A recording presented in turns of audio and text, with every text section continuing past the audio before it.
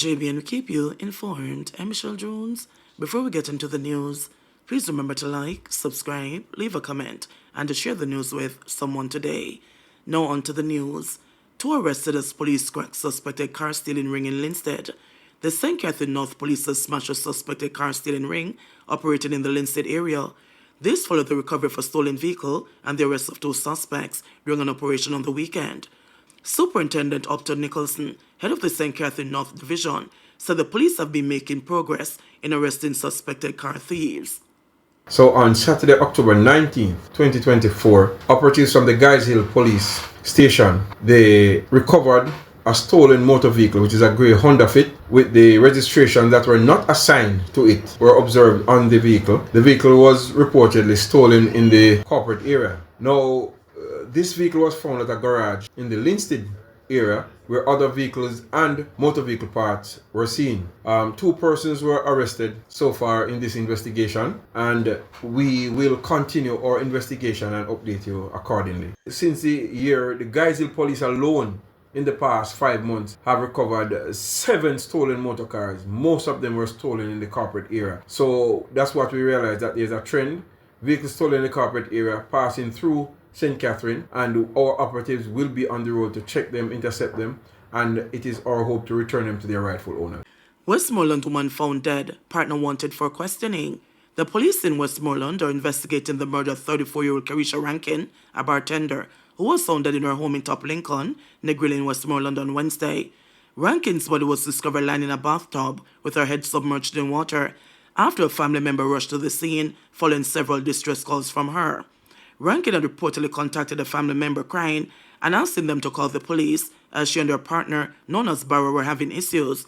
When the family member arrived, the house was found ransacked, and Rankin's body showing signs of trauma, including bruises on her neck and a swollen foot. Barrow, Rankin's partner, is now wanted by police in connection with her death.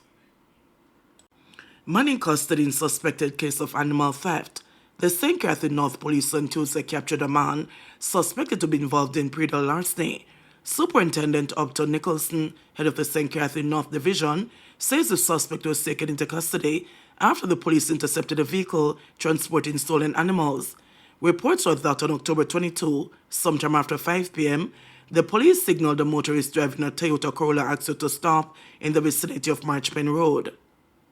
A Toyota Corolla Axio motor car was signaled to stop by the police in the vicinity of Marchpen Road in Spanish Town. Now this driver disobeyed the police instruction, and the driver also tried to elude the police. The vehicle came to a halt along Barracks Road in Spanish Town, where the driver ran from the vehicle and made good his escape. The vehicle was subsequently searched, and 2 goats were observed in the rear passenger seat of the motor car, along with a male passenger. Other items taken from the motor vehicle were kitchen knife, 2 black ski masks, 2 cell phones, 1 large pair of scissors, and other items of clothing.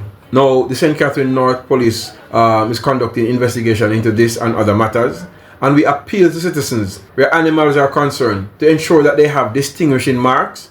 Outstanding DNA report delays Sikiana murder case to January 2025. The case against Rashawn Patterson, the man accused of the October 2022 murder of social media personality Anika Townsend, otherwise called Sikiano, has been further delayed due to an outstanding DNA report. Bail was further extended for Patterson when he appeared before presiding High Court Justice Bertram Morrison in the St. James Circuit Court this morning. During the brief mention of Patterson's matter, the prosecution told the court that an outstanding post-mortem report has been added to its case file. However, it was also disclosed that the DNA report remains outstanding for the completion of the file. A new mention date of January 31, 2025 was requested to facilitate the completion of the file, and disclosure of the prosecution documents the Patterson's attorney, Diane Miller. Patterson was arrested on November 2, 2022 during a high-level police operation after Townsend's body was found floating in the sea in Reading, St. James, on October 21 that year. A subsequent post-mortem examination 3 days later, November 5, determined that Townsend was strangled, with death occurring sometime between 11 p.m. on Thursday, October 20, and 9 a.m. on Friday, October 21. Patterson was then formally charged with her murder on November 11. Young homeowners thrilled at getting keys to Union's Acres, and ecstatic Kenisha Dixon was among 50 homeowners who got keys to their houses in Union's Acres at Erin in St. James Wednesday, having qualified under the recently introduced Special Young Adults Policy. Under the initiative, which took effect July 1 this year, the National Housing Trust NHT has given a commitment to allot at least 10% of its planned units to individuals under 36 years old. I'm extremely proud and happy about the decision of the government to include young people as part of this NHT allotment they gave to us. A lot of young persons are contributing a lot to our nation, and I do believe that we deserve housing or any other benefit, just like our elders, Dixon said. She works in the business process outsourcing sector and is grateful that young individuals like her will have enough time to pay off their home loans and contribute further to the future of Jamaica. My children are extremely happy, and I can't wait to put that key inside that door, Dixon said with a huge grin. Fellow homeowner Racine Brown is also grateful that young people like her can now partner with two others to get a home, unlike years before when there was a limit of 2 beneficiaries per house. They have made home ownership for young people a bit easier because they have so much opportunities. We can now partner with siblings and so forth, she said excitedly. Like Dixon, she could not hide her relation of becoming a homeowner. It feels great. I mean, it's something that everybody aspires to as Jamaicans, and so I'm thankful to the NHG for this opportunity, she said. The 144 House Unions Acres is a joint initiative by the Government of Jamaica, Jamaica Confederation of Trade Unions, and the Jamaica Civil Service Association. The project, for which ground was broken in 2022, is the fulfillment of a promise that has spanned several political administrations. As Prime Minister Dr. Andrew Holness explained during his keynote address at the handover ceremony, in 1992 the government of the day was unable to increase civil servant salaries to the level they deserved, so instead, the unions negotiated future benefits in the form of access to housing. My very good friend now, the head of the unions, I hope I got your title right, Patrice St. Clair Ennis, pointed out that we are here today because in 1992, that's how many years ago, 32 years ago, the government of Jamaica, and I won't tell you how old I was in 1992, as I still at university, my first year in university. Anyway, in 1992, the government of Jamaica signed an agreement with the unions, and I liked how you characterized the agreement. And I'm going to unpack what you said. The unions then recognized that the country was in an almost impossible fiscal predicament. And you are hearing this word being used many times over and oftentimes dismissed as unimportant. Essentially, what it means is that the government was not in a position to pay the workers the increase that they deserved. They didn't have the revenues, the tax revenues. That's what it meant 32 years ago. And being good partners, the unions agreed. They looked at the books of the government and they understood that the government couldn't make money out of here. And they said to the government, we're not going to let you off like that, because it is your duty to create the revenues, to run the country in such a way that you can give the wage increases.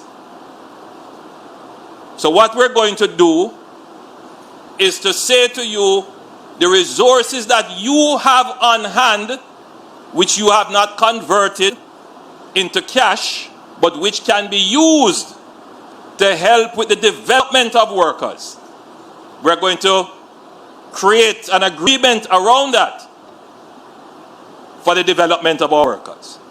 You have lands that you're not using. You can give scholarships to the children of workers and the workers themselves. You can give concessionary access to the NHT resources. Well, put those in a package and we will sign to them. The initial agreement was that the unions would get, I believe it is 20 acres per parish.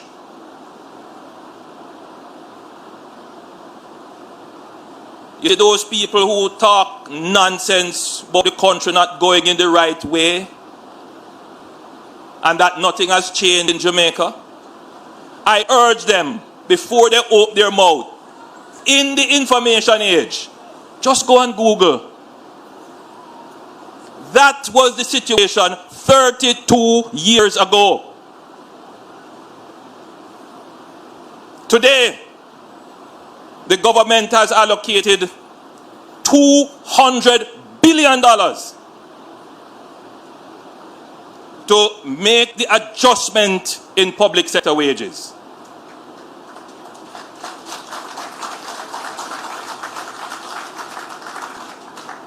You see why it is important that we have these ceremonies? So that we can place things in context, because ignorance is abroad in our land. The truth is, 32 years ago, the students who are going to be graduating, they wouldn't know anything about that. That's not the Jamaica that they experience today.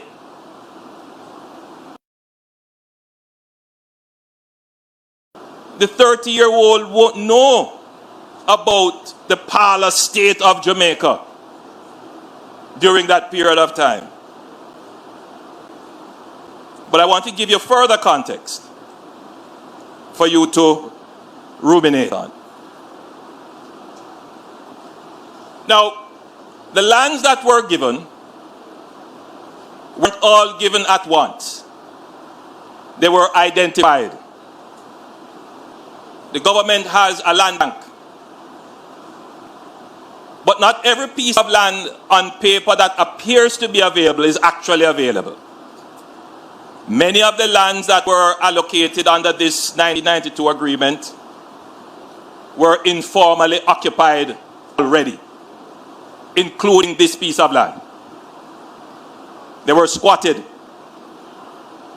So the government gave lands or pledged lands that couldn't be used. Not my government. Because I'm very clear about how land should be used. Not my government.